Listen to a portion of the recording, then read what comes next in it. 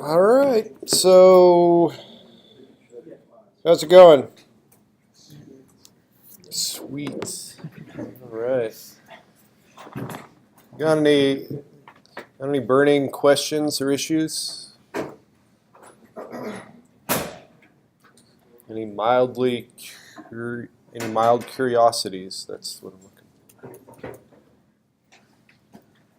Yes.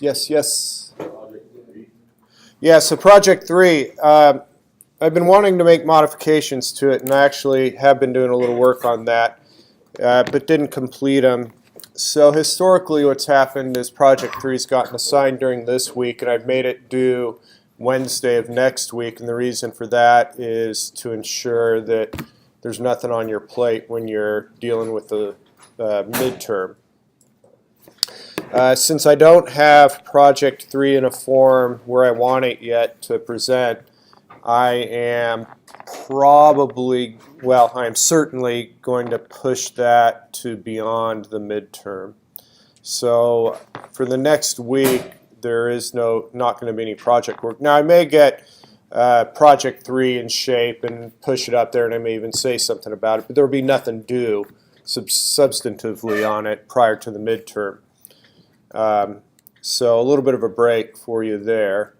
I will probably fill any intervening time between now and the midterm just with additional work for you to, that in essence by default prepares you for the midterm. That's what I'm thinking. Other questions?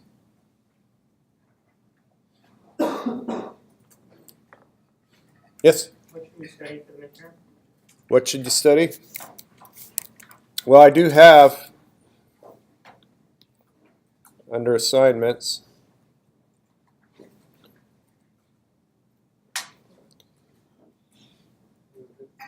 midterms to study from. So that would be where I'd go.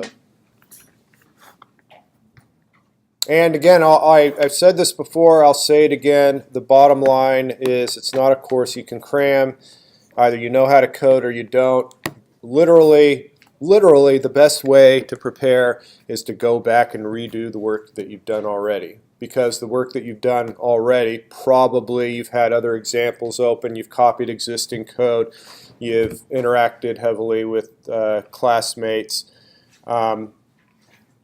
Now that you've seen it once, really, can you go back and do it again, looking a little bit less at your notes, right?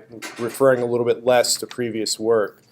I would hope that the first few labs, the hello world, the simple input output, even up to some of the loops, real basic stuff you can do without looking at anything.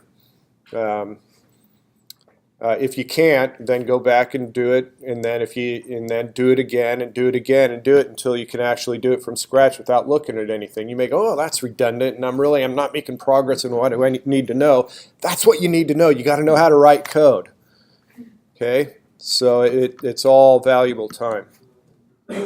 I should say it's all well spent time doing that kind of thing. Other questions?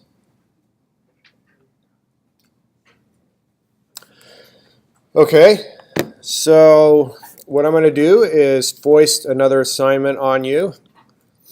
This is another one of those silly Kyle no compile things. This one is Kyle's at it again. I didn't write this, by the way. My humor is much lamer. So this is just a simple calculator, and there are just a number of functions in there, and it's all screwed up, and you gotta correct the errors and get the thing compiling and running correctly. Again, this is an assignment that I'd like you to be doing in class. I'd like you to be joining up with others to figure it out, because obviously I see the value in bouncing ideas off other people. So I don't have any more to say about it other than to go ahead and have at it. Any last minute questions before you dive in? All right, then go ahead and dive in.